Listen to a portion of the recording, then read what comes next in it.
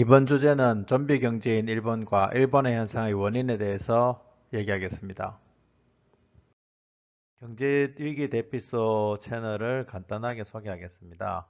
멀지 않은 미래에 다가올 경제위기, 경제위기의 징후들에 대해서 알아보고 어떤 식으로 경제위기가 진행될지, 그리고 경제위기라는 상황에서 생존 게임, 거기에서 어떻게 대처해서 승리할까, 그래서 어떻게 번영할 것인지를 다루는 채널이 되겠습니다. 오늘 소개할 내용은 일본은 왜 좀비 경제라 불리는가? 좀비 경제의 특징들, 왜 일본은 좀비 경제가 될 수밖에 없었는가? 그리고 일본의 현상이란 무엇인가에 대해서 소개하겠습니다. 좀비 경제에 대해서 설명을 하면 좀비 경제는 침체의 늪에 빠진 경제로서 어떠한 경제 정책을 적용해도 먹히지 않고 계속 경제는 악화되는 더욱더 나빠지는 상황을 의미합니다. 그래서 그 경제에서는 급격히 국가 부채가 늘어나고 또한 중앙은행이 돈을 찍어도 경제는 계속 악화되는 상황에 있습니다. 그래서 침체의 늪에서 허우적거리면서 계속 깊이 빨려 들어가는 굉장히 처량한 상황에 있는 경제 상황을 의미합니다. 왜 일본은 좀비 경제라 불리는지 알아보도록 하겠습니다. 일본 국가는 국채 발행으로 연명하고 있습니다. GDP 대비 235%라는 놀라운 수준의 국채가 지금까지 발행되었습니다. 국채가 약 12조 달러, GDP는 4.82조 달러, 그래서 약 한 230%를 초과하고 있죠. 그리고 매년, 현재에도 매년 국가 예산의 약 30%, 300조 원에 해당되는 돈을 빚으로 떼오고 있습니다. 그 일본은행을 한번 보면 일본은행은 양적 완화로 연명하고 있습니다. 일본의 양적 완화 액수는 약 5.5조 달러, GDP 대비 100%가 넘는 돈을 찍어냈죠. 그래서 지금 또 돈을 찍어서 연명하는 처량한 상황에 직면하고 있습니다. 일본이 언제부터 좀비 경제가 되었는지를 알아보겠습니다. 바로 버블 붕괴 이후 1991년 그때이죠. 1980년대 일본은 거품 경제라는 놀라운 호황기가 있었는데 1991년에 대규모 버블이 붕괴하였고 잃어버린 10년, 아니 잃어버린 20년, 아니 잃어버린 30년이 지금도 진행되고 있습니다. 계속적인 침체의 늪에서 허우적거리고 있는 일본의 상황을 의미합니다. 일본의 좀비 경제의 원인을 이해하기 위해서 한국의 IMF 극복의 기적을 비교 분석해 보도록 하겠습니다. 한국의 IMF는 1997년도에 발생하였고 사실상의 국가 파산, 다시 말하면 국가가 완전히 망했다라고 얘기할 수가 있어요. 그래서 1998년도 IMF에서부터 돈을 받았습니다. 그것을 우리가 구제금융이라고 하는데 하지만 한국은 2001년도에 IMF를 졸업하였습니다. 다시 말하면 그때 받았던 모든 돈을 조기에 상환하였습니다. 더욱더 놀라운 것은 2004년도에는 연간 5%의 경쟁 성장률을 보이는 등 굉장히 빠른 회복력을 보여주었습니다. 1990년대라는 비슷한 시기에 발생했던 일본과 한국의 경제 위기는 일본은 버블 붕괴로 맥없이 꼬꾸라졌지만 한국은 IMF를 극복하고 다시 번영하였습니다. 과연 그 차이가 어디에서 오는 것일까요? 그것은 바로 생산 가능 인구의 변화에서 원인을 찾을 수가 있습니다. 생산 가능 인구가 무엇인지 알아보기 위해서 연령별 경제적 역할을 알아보도록 하겠습니다. 20세 이하의 소아 및 청소년을 보면 학교를 다니고 있습니다. 그래서 대부분이 공부만 하고 있고 대부분 생산 활동을 하지 않습니다. 그래서 부가가치 창출은 거의 없으며 세금도 거의 안 내죠.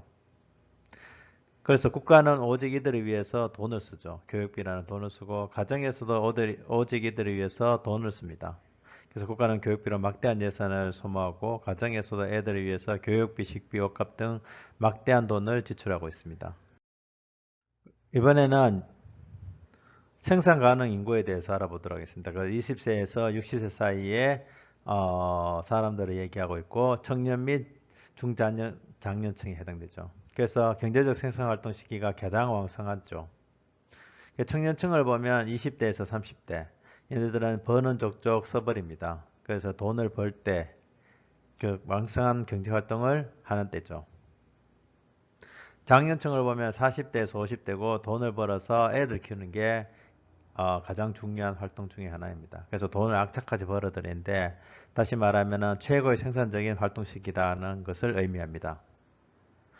그래서 막대한 부가가치를 창출하고 있고 세금으로 국가를 먹여 살리는 주요 연령층이 되겠습니다. 자, 이번에는 노년층에 대해서 알아보면 60세 이상의 노년층. 이 사람들은 대부분 은퇴를 하고 있고 생산활동은 거의 안 합니다. 그래서 부가가치 생산이 거의 없다는 것을 알 수 있죠. 그래서 주로 연금으로 이제 생활하고 있고 노인연금이나 국민연금으로 생활하고 있고 국가는 이들을 위해서 노인연금, 국민연금을 지출할 뿐만 아니라 이 사람들을 위해서 막대한 의료비도 지출하고 있습니다. 그래서 노년층은 생산활동을 거의 하지 않으면서 국가의 막대한 예산을 받아서 쓰는 연령층이라고 얘기할 수 있어요. 현대사회를 보면 현대사회의 경제구조는 청장년층인 생산가능 인구 20대에서 50대의 세금으로 애들 키우기 위한 막대한 교육비를 지출할 뿐만 아니라 노인들을 부양하기 위해서 의료비, 연금을 지출하는 구조로 구성되어 있습니다. 그래서 국가의 부가가치 생산은 대부분 생산 가능 인구가 수행하고 있고 사실상의 노인들은 막대한 국가 예산을 배당받아서 쓰는 연령층이라고 할 수 있어요. 초저출산이 지속이 되면 노령화가 급격히 진행이 되겠습니다. 그래서 생산 가능 인구는 급감하고 노인들의 인구는 급증하는 상황이 직면하게 됩니다. 그럼 국가적으로 보면은 생산 가능 인구가 줄어들기 때문에 국가의 세입이 줄어들게 됩니다. 하지만 노인들이 급증하기 때문에 국가의 지출, 즉 세출은 급격히 증가하게 됩니다.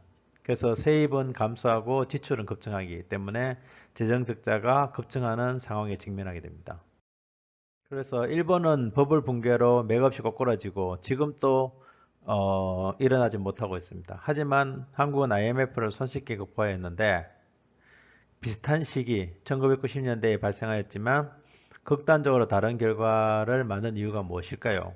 알아보면은 민족성, 역사, 사회성 이런 것은 아니라고 봅니다.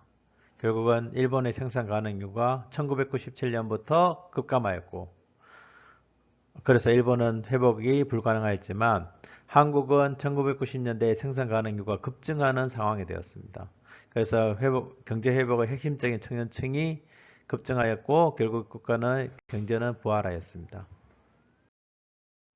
일본의 생산 가능 인구의 변화를 보면 1995년에 정점을 찍은 후 급락한 것을 알 수가 있습니다. 옆에 그래프에서 보듯이 1995년에 8,726만 명으로 정점을 찍었고 그래서 꾸준히 감소해서 2020년인 내년에는 7,341만 명으로 줄어들게 됩니다. 그에 반해서 한국의 경우를 보면 한국은 1990년대에 생산 가능 인구가 급상승하는 것을 알 수가 있습니다. 여기 화살표에서 보시는 바와 같이 굉장히 빠른 속도로 증가하고 있습니다. 그래서 부가가치의 생산이 급증하였고 경제가 급성장할 수밖에 없었습니다. 그렇기 때문에 이와 같은 생산 가능 인구의 급증이 IMF 극복의 기폭제가 되었다는 것을 쉽게 알 수가 있습니다. 그래서 이것이 일본과의 가장 큰 차이점이라고 얘기할 수 있습니다. 그래서 요약을 해보면 일본화란 무엇이냐? 그것은 바로 생산 가능 인구의 급감으로 세입은 급감하고 노년 인구의 급증으로 세출은 급증하는 현상을 의미합니다. 그래서 국가의 예산은 끝없는 적자 상태에 직면하게 돼 있고 경제도 지속적으로 하향 곡선을 그릴 수밖에 없는 극심한 디플레 현상을 겪는 상황을 의미하고 있습니다. 그래서 일본의 경우는 잃어버린 10년, 아니 20년, 아니 30년 언제까지 지속이 되느냐? 바로 출산율이 2명을 넘었을 때까지 경제는 추락할 수밖에 없는 것을 우리가 예측할 수가 있습니다.